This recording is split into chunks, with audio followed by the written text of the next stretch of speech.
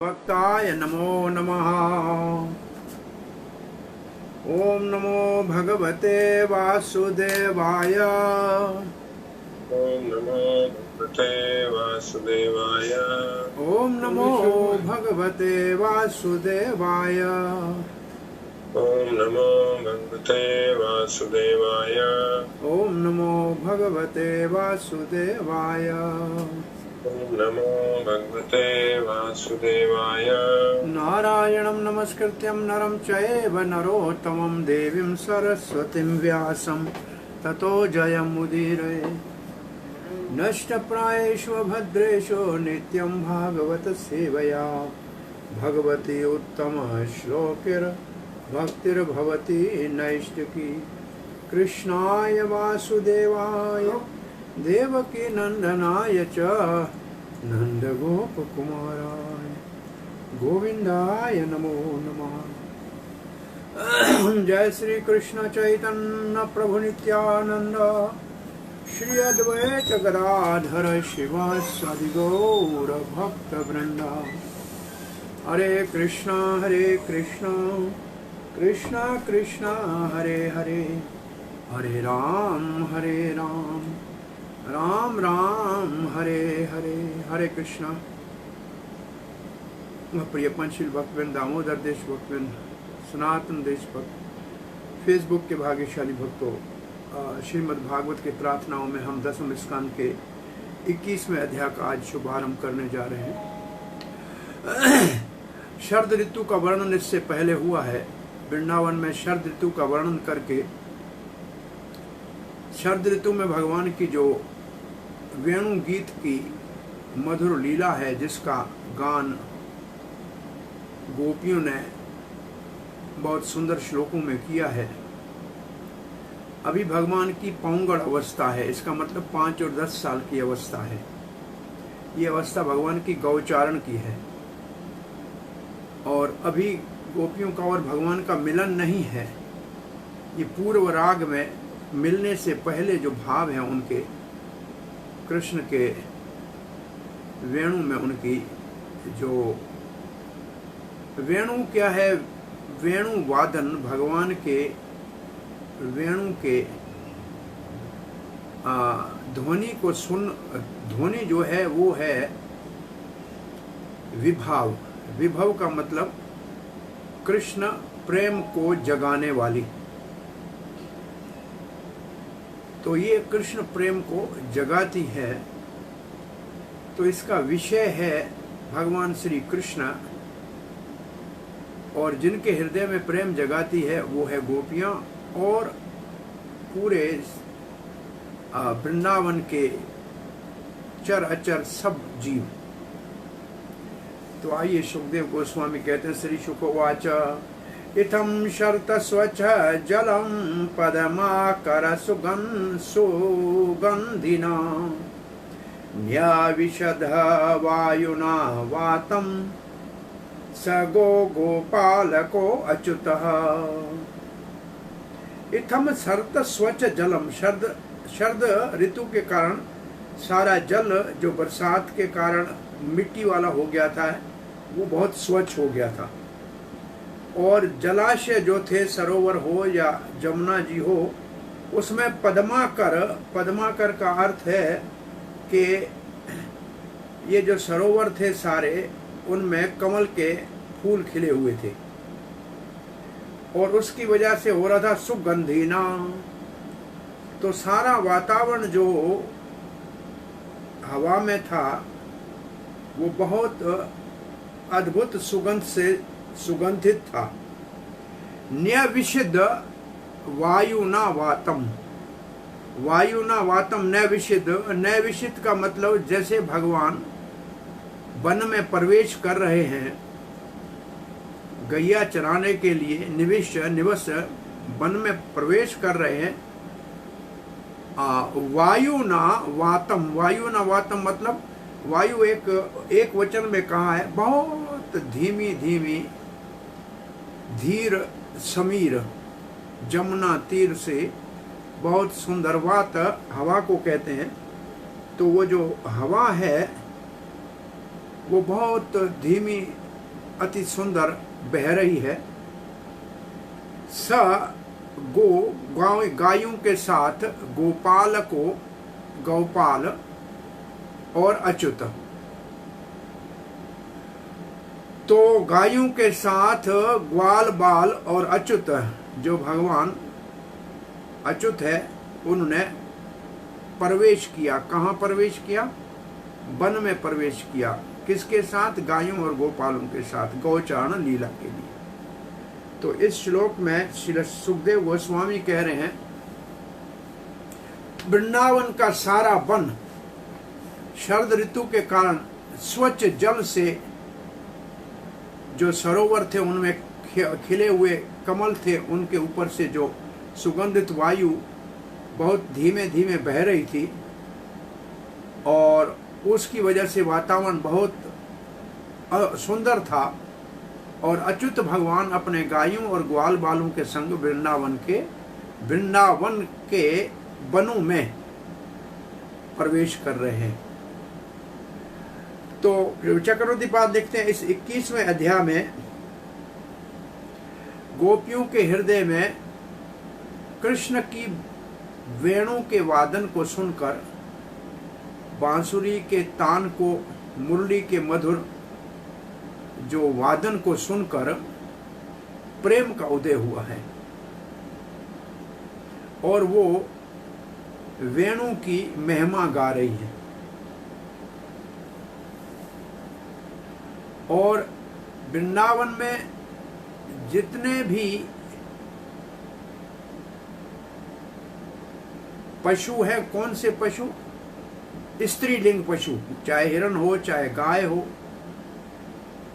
और जितने भी देवताओं की स्त्रियां हैं या भीलनियां हैं, ये सारे भगवान के वेणु वादन की प्रशंसा और उसके स्वर का सुख ले रहे हैं। गोपियां या भगवान श्री कृष्ण का गौचारण के समय वन में जो मधुर लीलाएं होती हैं, जिनका वो घर में बैठी हुई हृदय की प्रेम की आंख से उसको देखने का आनंद ले रही है। वैसे ऐसा भी वर्णन कई स्थानों पे है कि गोपियां गोप वेश धारण करके कृष्ण की जुदाई ज्यादा नहीं सह सकती थी। जब कृष्ण वन में चले जाते थे गैया चराने, तो ग्वाल बालों के वेश में वन में चली जाती थी और दूर से कृष्ण को देखने का सुख लेती थी। परंतु यहाँ लिखा है, अपने घर में बैठी हुई कृष्ण की वेणु की आवाज को सुनकर कुछ गोपियां एक दूसरे के साथ बातचीत कर रही हैं, उसका वर्णन यहाँ किया जाएगा। सुखदेव गोस्वामी ने पहले शरद ऋतु का वर्णन किया और फिर शरद ऋतु में भगवान के वेणु वादन का वर्णन। ये विशेष लीला है जो इस शरद ऋतु की है, और ये शरद ऋतु आगे रास लीला का भी प्रसंग इसके अंतर्गत आता है। तो उसमें पहले भगवान श्री कृष्ण का इतने सुंदर शरद ऋतु में वन में प्रवेश का वर्णन कर रहे हैं। और कमल के फूलों के ऊपर स्पर्श करती हुई जो ठंडी सुगंधित वायु थी, पद्माकर सुगंधिना, वो बह रही थी। और भगवान श्री कृष्ण गायों के सत ग्वाल बालों के संग वन में प्रवेश किया। वो वायु जैसे उनको बहुत सुख दे रही थी जब वो वन में प्रवेश कर रहे थे।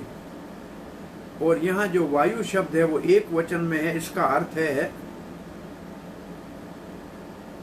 कि बहुत धीर समीर थी, बहुत धीमी धीमी वायु और ठंडी धीमी और मधुर सुगंधित के साथ बह रही थी।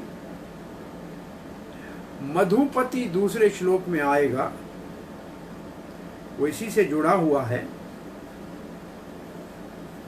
अच्युत मधुपति एक ही बात है, वो प्रवेश किए। जीव गोस्वामी पाद लिखते हैं,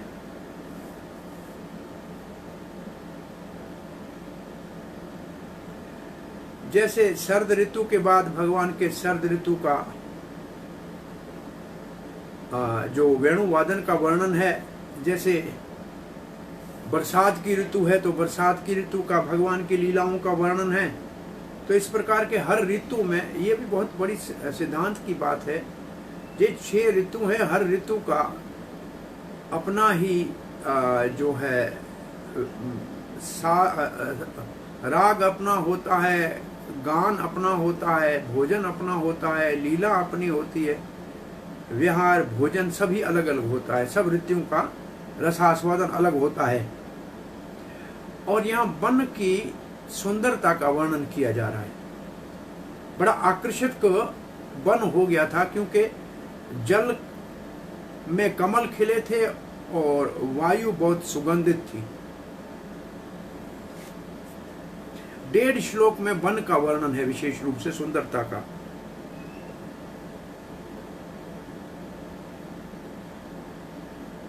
इत्थम का मतलब ऐसे जैसे मैं वर्णन कर रहा हूं,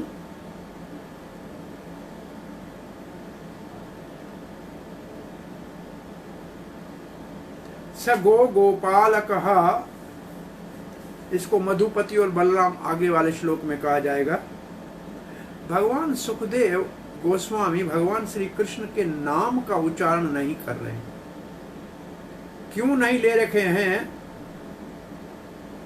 क्योंकि जैसे ही कृष्ण का नाम लेते हैं वो भाव विभोर हो जाते हैं और इन भगवान के मधुर लीलाओं को फिर वो कहने में उतना जो है सहज नहीं रहते। इसलिए भगवान का नाम न लेकर सीधा जैसे अच्युत कह दिया, इसका अर्थ है नहीं तो फिर स गो गोपाल कहा, इसके अंदर कृष्ण शब्द को जोड़ना पड़ेगा, क्योंकि ये उद्देश्य है। और सनातन गोस्वामी पाद लिखते हैं, और ये सारी वेणु लीला इस पूरे अध्याय में है। ये पूरा अध्याय ऐसे ही भगवान के शरद ऋतु के वेणु वादन का वर्णन है, जो गोपियां आपस में कर रही हैं।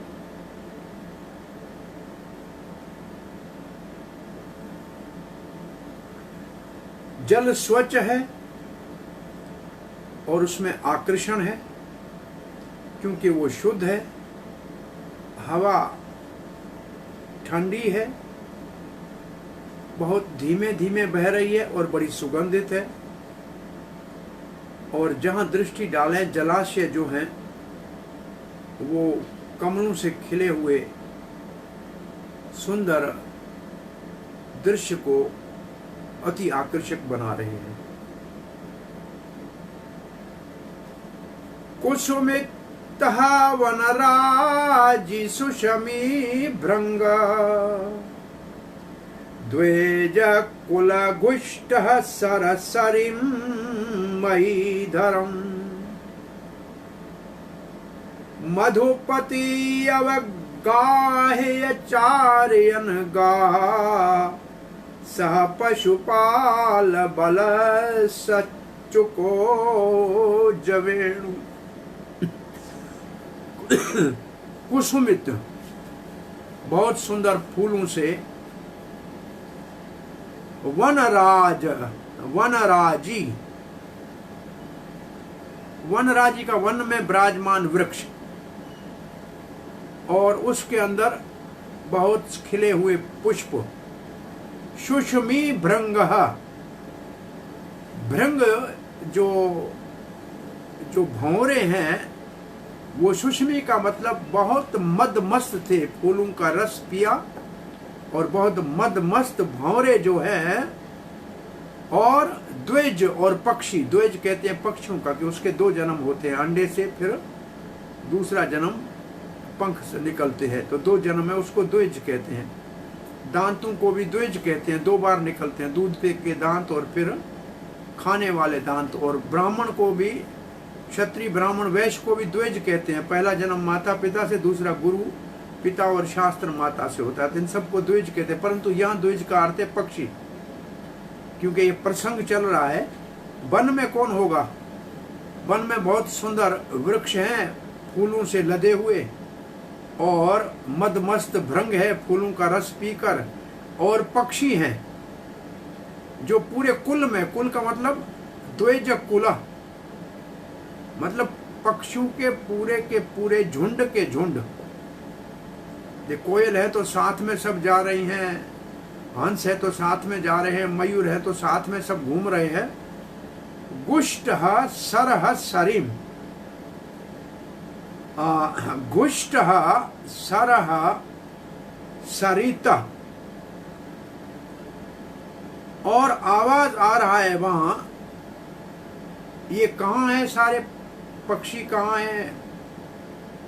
और अपने कुलों के साथ। बोला वो जो सरोवर बहुत सुंदर कमलों से सजे हुए वहां, और सरित, और जो नदी, विशेष रूप से जमुना ही बह रही है ब्रज में, परंतु और भी कहीं अगर ऐसे धारा नदी की है तो वो नदियां। महीधरम, महीधर कहते हैं पर्वतों को। जैसे ब्रज में गोवर्धन है, कि नंदग्राम का पर्वत है, कि बरसाना का पर्वत है, ये महीधर हैं ब्रज के। मधुपति भगवान श्री कृष्ण का नाम है, जो मधुवंश में उत्पन्न हुए हैं। मधुपति, मधु इस शरद ऋतु का नाम भी मधु है, तो शरद ऋतु के स्वामी भी मधुपति है। और मधुपति हैं तो शरद ऋतु के अगर पति हैं तो शरद ऋतु और सुंदर सुशोभित हो गई है भगवान के स्वागत के लिए। और मधुपति का एक अर्थ है मधुर लीलाओं में सबको मदमस्त करने वाले। तो ये तीन इस मधुपति शब्द का अर्थ है। अवगायः चार्यन गहा, प्रवेश करते हैं वन में विचरण करते हुए गायों को आगे करके, सह पशुपाल, अपने साथ में ग्वाल बालों को लेते हैं। बलश, और बलराम जी साथ में है। चुकुजा वेणु, भगवान ने वेणु बजाया, सबने बजाया ऐसा नहीं, सब साथ जा रहे हैं, लेकिन विशेष वेणु श्री कृष्ण के अधर के ऊपर विराज रहा है, और उसके अंदर से चुकुजित, कुजित का मतलब स्वर ध्वनि निकल रही है। सरोवर, नदियां, पर्वत जो वृंदावन के है, चारों ओर पक्षियों के और भंवरों के जो मदमस्त हैं, उनके आवाज गूंज रहे हैं। और वो इधर उधर सुंदर वृक्षों में जो फूलों से लदे हुए हैं, वो भ्रमण कर रहे हैं। ग्वाल बालों के संग बलराम सहित मधुपति श्री कृष्ण वन में गाय चराने के लिए प्रवेश करते हैं, और श्री कृष्ण ने वेणु वादन किया।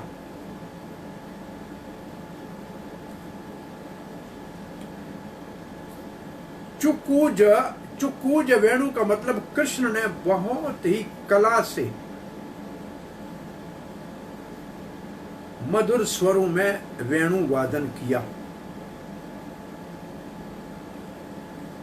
और उसके साथ भगवान के वेणु के साथ, वादन के स्वर के साथ, ध्वनि के साथ, जो ब्रज के पक्षी और भंवरे हैं उनकी भी जो ध्वनि है वो मिलके और नाना प्रकार के मधुर स्वर सुनाई दे रहे थे।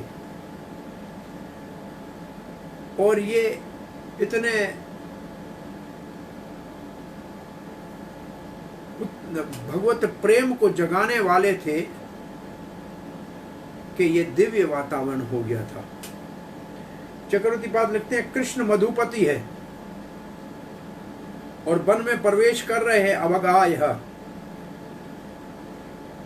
और उस वन के अंदर पर्वत भी है, सरोवर भी हैं और नदियां भी हैं, और बहुत सुंदर फूलों के कुंज हैं, वृक्ष है, और वहां सुंदर पक्षियों की धुनी सुनाई दे रही है। कोकिल हंस सारस, ये षड गोस्वामी अष्टकम में हम पढ़ते हैं। ब्रज में ये सब नाम है जिनके पक्षियों के, वो कूजत, वो सब को अपने सुंदर मधुर स्वर में कृष्ण को सुख देने के लिए हर एक अपने अपने स्वर को आलाप रहे हैं। सारस, हाँ, और भौरों का गुंजार हो रहा है, और भगवान ने मधुर वेणु का वादन किया। मधुपति का मतलब है मधु ऋतु का स्वामी, मधुमंत, मधु महीना। ये शरद ऋतु में महीने का नाम है मधु महीना, माधव। इसका अर्थ है कृष्ण इस ऋतु का स्वयं स्वामी है। इसलिए जब वो वन में प्रवेश करते हैं तो ऋतु अपने सारे सुंदर आभूषणों के साथ, पुष्पों के साथ और स्वच्छ वातावरण के साथ कृष्ण का स्वागत करते, ऋतु करती है। बलराम सहित ग्वाल बालों को लेकर भगवान गोचारण के लिए वन में प्रवेश करते हैं और उन्होंने वेणु वादन किया। केवल कृष्ण ने वेणु वादन किया, ऐसे चक्रवर्ती पाद कहते हैं। और वेणु गीत जो है वो कृष्ण के ही वेणु से, वेणु, मुरली, बांसुरी, इन तीनों में थोड़ा अर्थ भी है और थोड़ा अंतर भी है। लंबाई में अंतर है, कितने उसमें सोराख है, इसमें अंतर है। ये भक्ति रसामृत सिंधु में इसका वर्णन है। अब ये चलेगा वेणु गीत, तो कहीं कभी किसी दिन इन वेणु का वर्णन करेंगे। वेणु क्या है, मुरली क्या है, बांसुरी क्या है, बांसुली क्या है, और किस चीज़ की बनी होती हैं। कोई बांस की बनी है, कोई मंडित हीरा जड़त मंडित है, कोई सोने की है, कोई चांदी की है, और कितने सोराख होते हैं।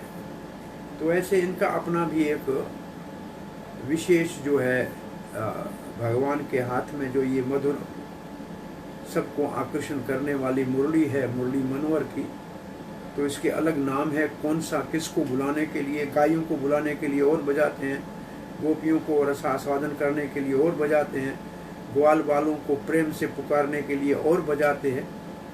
तो ये नाना प्रकार के विशेष मोबाइल ये श्री कृष्ण के पास है, जिसमें कौन से मोबाइल से कब किसको बुलाना है, ये उनका वेणु का विशेष कार्य है।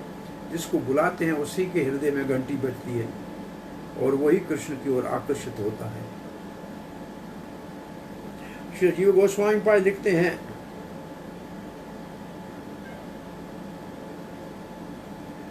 ग्वाल बाल यहाँ मधु के अनुगामी हैं, उनके पीछे चलने वाले हैं। इसका मतलब यदुवंश। अब ये मधु को यदुवंश कहे तो श्री सनातन गोस्वामी कहेंगे यदुपति नहीं, यहाँ तो ब्रज में यदुपति कृष्ण की लीला नहीं होती। परंतु ये भी जानना चाहिए कि नंद बाबा है ब्रजवासी, परंतु इनका वंश तो वही है जो वसुदेव का वंश है। इनके वसुदेव के और नंद बाबा के दादा एक ही है, देवमीढ़। उसके दो पत्नियां और एक में से क्षत्रिय पुत्र हुआ सूरसेन, उसका पुत्र वसुदेव, और दूसरी वैश्य पत्नी जिसका पुत्र पर्जन्य, उसके पुत्र नंद, उपनंद आदि। तो नंद भी मधुपति है।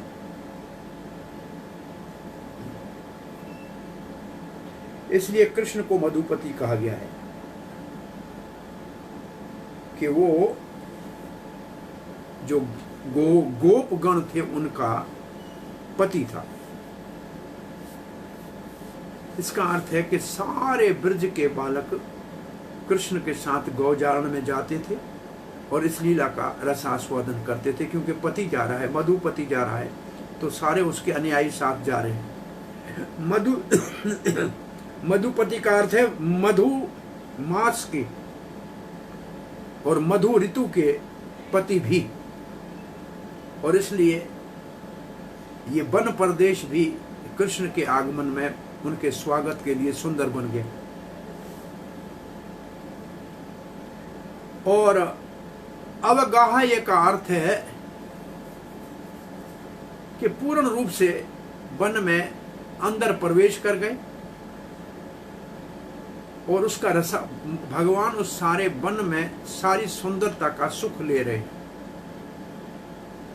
सह पशुपाल बालः बलस बलस, इसका मतलब बलराम और ग्वाल बालों के संग।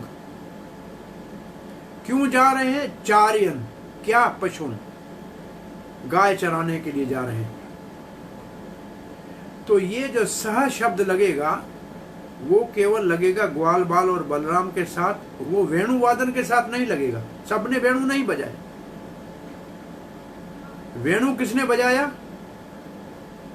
श्री कृष्ण ने, क्योंकि आगे वाला श्लोक कहेगा कि ब्रज की बालाएं, गोपियां वेणु वादन से आकर्षित हो गई। इसका अर्थ है वेणु ने से ध्वनि निकली, सुर निकला, वो केवल कृष्ण के वेणु की ही प्रशंसा करती है।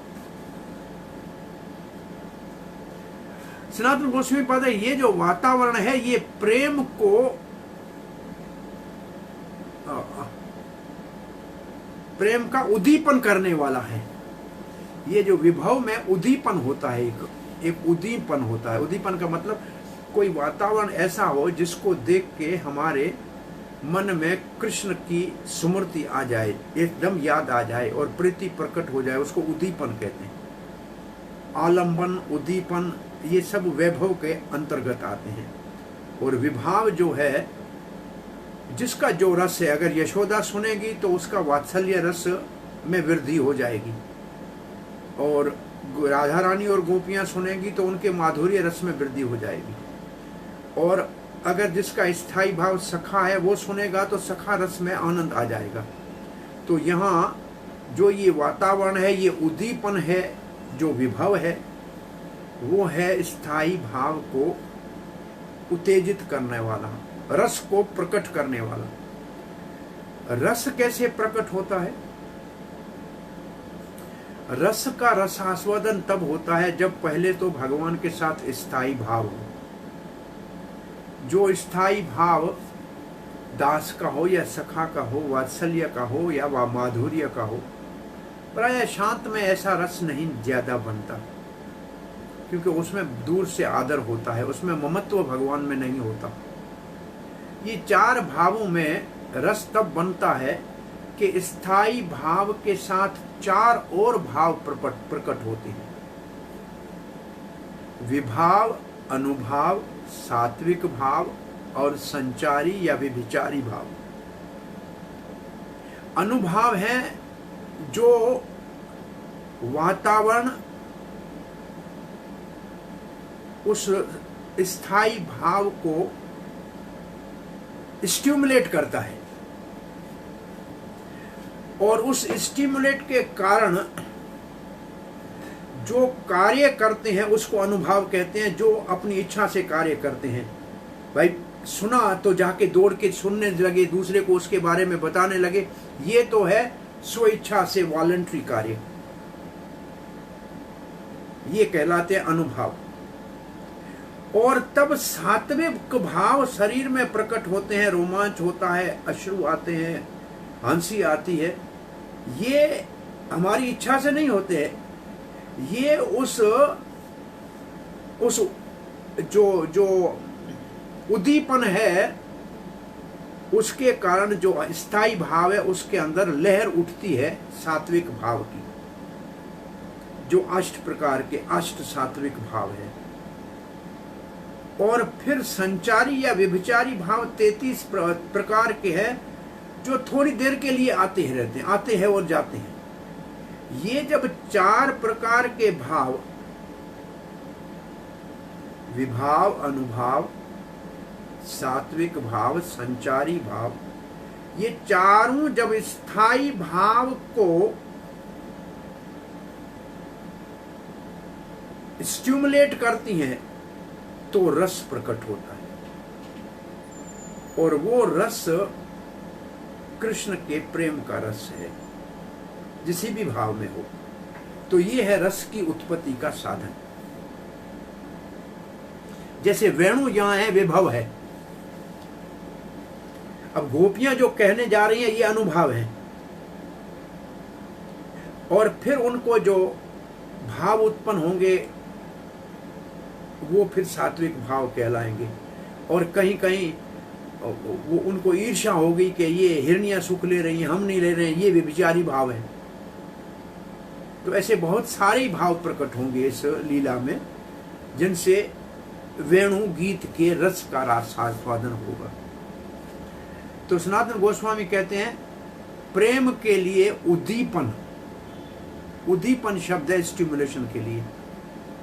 उद्दीपन का वातावरण बनाया हुआ है, जिसके लिए स्टिमुलेंट जो है वो वेणु है, और उसका आलंबन कृष्ण है। इसका मतलब कृष्ण के संबंध के में इसके को उत्तेजित करता है, या जो है उद्दीपन करता है। तो पहले श्लोक में कहा कि वो वन में प्रवेश किए और वहां रहे, और यहां ये कहा जा रहा है कि ये रोज की लीला है।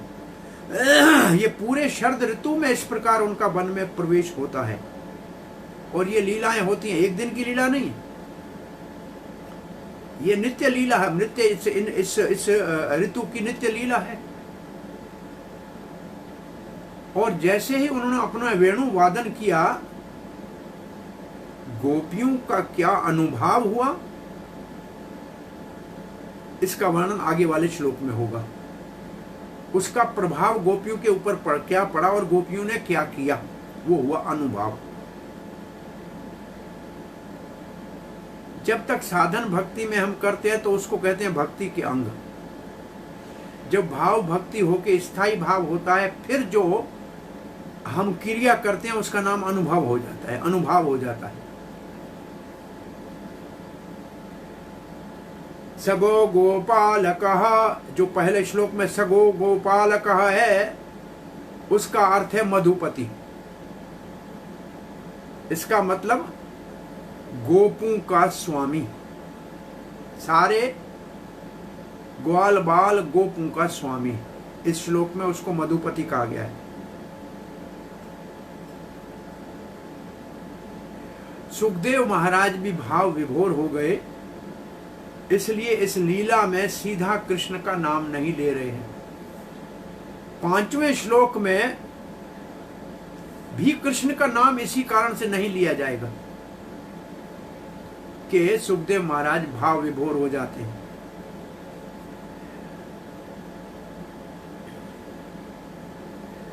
मधुपति, यदुपति। अब यदुपति कभी गायब, अब यदुपति इसको अगर कहें, इस मधु को अगर यदु कह लें, तो क्या यादव गाय चराएंगे? वो तो क्षत्रिय है, उनका गाय चराना कार्य नहीं है। इसलिए ये है गोपाल जो है, गोपों का पति है, ये मधुपति, यदुपति नहीं है। यदुपति गाय नहीं चराएंगे, वो तो क्षत्रिय है, वो राज करेंगे। इसलिए यदुपति इसको नहीं मानना चाहिए, मधुपति को। और ये जो गौचारण है, ये तो विशेष ग्वाल बालों का कृष्ण के साथ जो स्नेह पूर्वक सेवा है उसका सूचक है।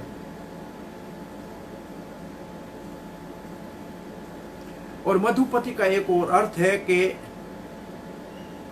अद्भुत मादक रसों का स्वामी, दिव्य अद्भुत विशेष मादक मदमस्त करने वाले रसों का स्वामी। इसका अर्थ है भगवान श्री कृष्ण उस वातावरण से मदमस्त हो गए थे, इंटॉक्सिकेटेड हो गए थे। उस वातावरण ने कृष्ण को, जो कहा जाए कि मादक प्रभाव था उस ऋतु का। और जैसे ही वो वन में प्रवेश करते हैं,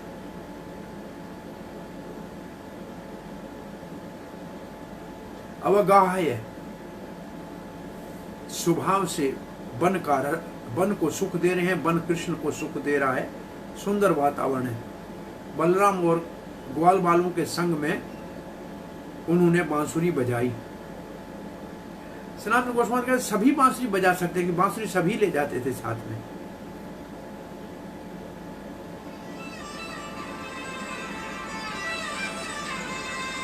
गैया साथ चलाते सनातन गोस्वामी कहते हैं, परंतु बांसुरी केवल कृष्ण ने बजाई, ऐसे मानना चाहिए। एक श्लोक का पाठ करते हैं, क्लास भी है, कुछ काम भी है लगता है। तदा विरज स्त्रियः श्रुत्या वेणु गीतम स्मरोदयम् काश्चित् प्रोक्षं कृष्णस्य स्वसखिभिः अनवर्णयन्। तद उस वेणुवादन के कारण वृज स्त्रियां, ब्रज की गोपियां, आश्रुत्य जैसे उनके कान में इसकी ध्वनि पड़ी, वेणु गीतम, वेणु में भगवान ने जो सुंदर गीत गाया, वो जब उनके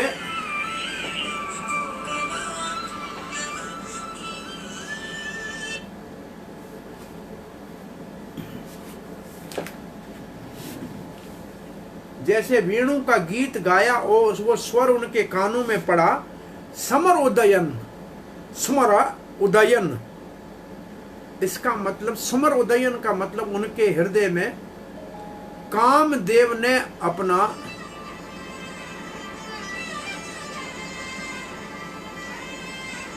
जैसे आक्रमण किया हो। कामदेव स्मर उदयन, काम को प्रकट किया। काम का यहाँ है अति कृष्ण के प्रति जो माधुर्य प्रेम, उसको प्रकट किया। काश्चित् प्रोक्षम कृष्णस्य, कुछ उनमें से, काश्चित् विशेष रूप से राधा रानी, उनमें से कुछ, प्रोक्षम, एक होता है अप्रोक्ष, एक होता है प्रोक्ष। प्रोक्ष का मतलब बिल्कुल एकांत में जाकर, अप्रोक्ष का मतलब आमने सामने खुले में। प्रोक्षम एकांत में जाकर, कृष्णस्य भगवान श्री कृष्ण का, स्व सखी भी, अपनी सखियों के साथ, अनवर्णयन, वर्णन करने लगी कि देखो कैसा सुंदर है, कहां से आवाज आ रहा है, कृष्ण क्या कह रहा है, ऐसे आपस में बातचीत करने लगी।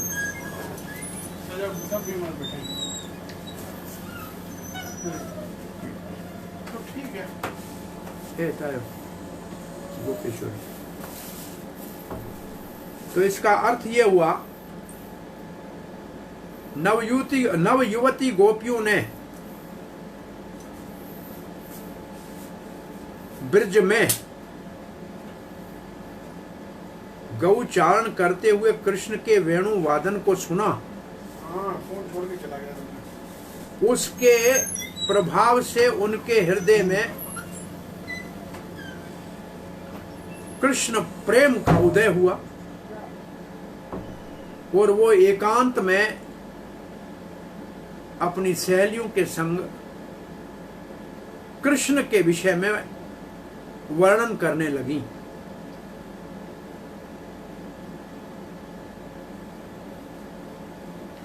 तो कृष्ण के वेणु गीत का वर्णन गोपियां एकांत में करने लगी है, परोक्षम करने लगी।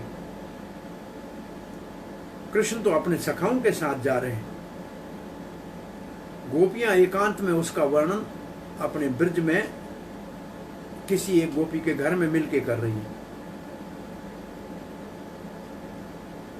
और प्रक्ष परोक्ष का एक अर्थ है कि वो ब्रज में दूर थी, कृष्ण वन में था, वो अपने घर थे, तो अप्रोक्ष हो ही नहीं सकता, अप्रोक्ष ही हो गया वर्णन, दूरी पे थे।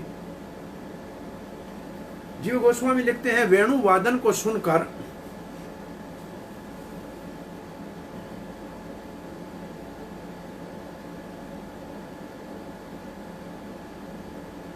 गोपियां वर्णन करने लगी, अथवा गोपियां भी गा गा के कृष्ण की लीला का वर्णन कर रहे हैं। अनुवर्णन का मतलब कृष्ण ने गीत गाया, वो गोपियां भी वैसे ही कुछ अपने गीत के माध्यम से, इसका मतलब गोपियों का बात भी गीत है। कहते हैं कृष्ण जो ब्रज में बोलते हैं वो गीत है, जो वो चलते हैं वो नृत्य है, उनका बोलना गीत है, उनका चलना नृत्य है। ऐसे गोपियां भी जब कृष्ण का वर्णन करते हैं तो उनके मुख से मधुर धारा में कृष्ण के प्रेम के गीत के रूप में शब्द बाहर निकलते हैं। कारण बता रहे हैं, कारण ये है कि वेणु वादन ने उनके हृदय में काम का उद्दीपन किया, माधुर्य प्रेम को प्रकट किया।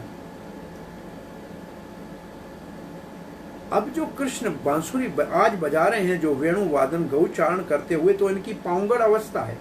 इसका मतलब 5 और 10 साल के बीच में है। कौमार अवस्था 10 से 15 है, तब गोपियों के प्रति काम भाव आना चाहिए। ये अभी तक भगवान की पौंगल लीला है। तो उनके हृदय में समर उदय कैसे हुआ, प्रेम कैसे उदय हुआ? क्योंकि उन्होंने बहुत कला से, जैसे किशोर अवस्था में वेणु बजाते हैं, उसी प्रकार से वेणु वादन किया। वैसे एक दृष्टि से देखा जाए तो श्री कृष्ण ब्रज में 11 साल से ऊपर रहे ही नहीं, तो उनकी रासलीला आदि किशोर अवस्था तो आई नहीं। किशोर तो चले गए, अवस्था हुई तब मथुरा में। तो इसका समाधान विश्वनाथ चक्रवर्ती ठाकुर करते हैं, जब सामान्य बालक 5 वर्ष का होता है, श्री कृष्ण 3 वर्ष का उतना ही बड़ा लगता है, और वही भाव उसमें प्रकट हो जाते हैं। इसका मतलब 7 वर्ष तक तो वो 6-7 वर्ष का होता है, तो वो 12-15 वर्ष का लगने लगता है, और 16 से बड़ा तो होता ही नहीं। तो यहाँ जो वेणु में राग कृष्ण ने छेड़ा, वो किशोर भाव का राग था, इसलिए गोपियों के हृदय में समर का उदय हुआ, अथवा कृष्ण प्रेम का प्रकट्य हुआ।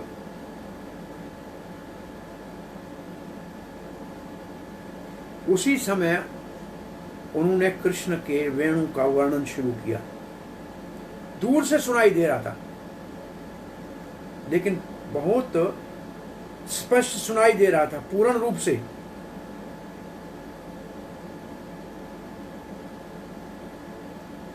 आशुरित का मतलब है वो ध्वनि इतनी ऊपर के स्वर में थी कि सब दिशाओं में और पूरे वातावरण में गूंज रही थी। अथवा इस थोड़ा ही सुना, काष्ठित का मतलब थोड़ा ही सुना, तो किसी एक गोपी ने, काष्ठित का मतलब किसी और विशेष रूप से, जैसे कि राधिका जी ने, उसके हृदय के ऊपर पहले प्रभाव पड़ा। और सर्वभूत मनोरहम, तो केवल ये भगवान के वेणु वादन का सुख गोपियों को नहीं मिला, सर्वभूत मनोहरम, सब प्राणियों का मन हरने वाला था। तो विशेष रूप से ये सब के लिए, आगे 6ठे श्लोक में आएगा, सबको आकर्षण करने वाला था। तो इसलिए यशोदा आदि के हृदय में भी वात्सल्य प्रेम का उदय हुआ कि कृष्ण वेणु बजा रहा है।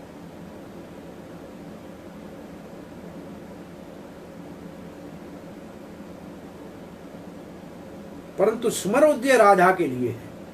ये राधा रानी के भाव में कृष्ण प्रेम का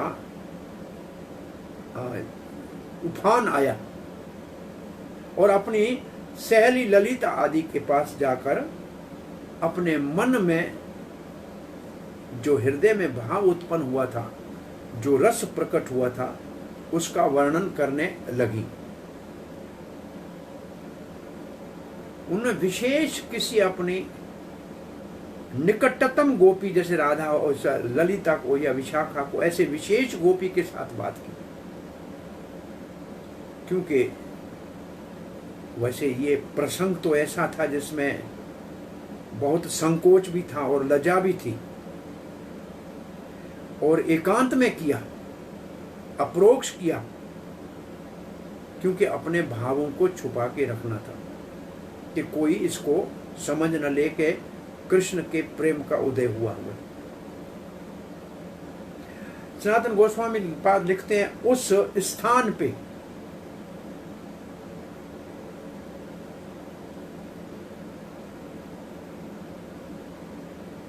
जहां थी गोपियां, वहीं कृष्ण के वेणु को सुनकर उसका वर्णन करने शुरू कर दिया।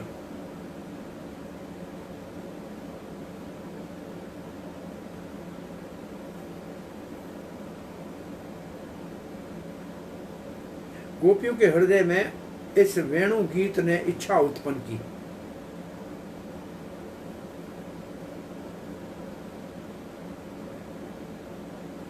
और भगवान का स्वभाव भी सबको आकर्षण करने का है, और वेणु में वो ऐसे सुर भरते हैं और जिस भक्त के लिए होता है उसके भक्त में भाव प्रकट हो जाते हैं। और फिर गोपियां आपस में बात करने लगी।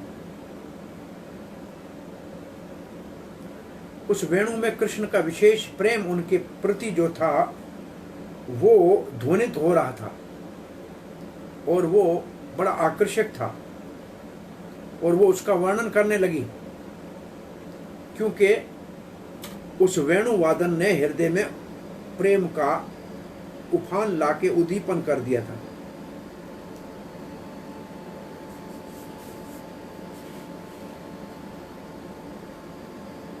दूर से आवाज आ रहा था, वन से आवाज आ रहा था, ये अपने घरों में थी।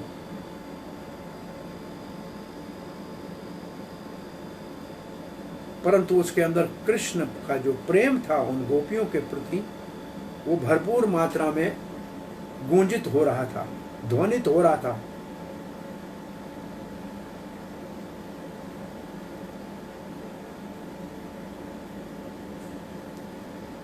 और वेणु में भी गीत गाया जाता है, और कोई विशेष राग होता है, और उसके भी कुछ शब्द होते हैं, और उसमें भी भगवान के अधरों का अमृत जब प्रवेश करता है तो वो बहुत विशेष और एक स्पेशल ग्रेस हो जाता है, और बहुत मधुर और मनोहर हो जाता है। विशेष जिनके हृदय में राधा आदि के भाव था, उन्होंने कृष्ण का वर्णन अपरोक्ष अपनी और सखियों के साथ करना शुरू किया।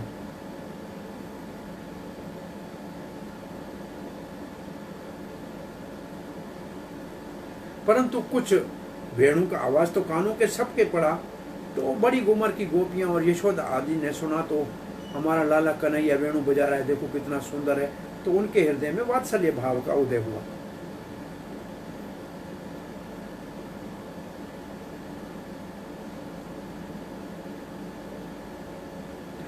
और वो ही गोपियां भी आनंदित है, और सहेली जिनको बता रही हैं वो भी सुख ले रही हैं अथवा रस आस्वादन कर रही हैं। चौथे श्लोक को रखते हैं, कल पढ़ेंगे। तदवर्ण्यत्वम् आरब्धः समरन्त यः कृष्ण चेष्टितम् नासकन् स्मर वेगेन विक्षिप्तः मनसो नृपः। हे महाराज परीक्षक, अब क्या कहने जाएंगे सुखदेव महाराज। वेणु गीत तो बहुत गहन और गंभीर है। जो आचार्यों के भाव हैं वो कृपा करे कि इस कार्तिक के पूर्व जो है काल में हम इसका रस आस्वादन कर सकें, और कार्तिक में प्रवेश करके तो फिर अन्य गोपियों के गीतों का वर्णन होगा और वो बहुत सही समय पे उचित होगा। और श्री प्रभुपाद और वैष्णव को प्रणाम करते हैं और इन महान आचार्यों के भावों को हृदय में कैसे कृष्ण बलराम प्रकट करे कि इनका वर्णन करें, नहीं तो ये हमारे स्तर से बहुत ऊपर के भाव हैं। श्री कृष्ण भगवान की जय। कोई प्रश्न जिज्ञासा है?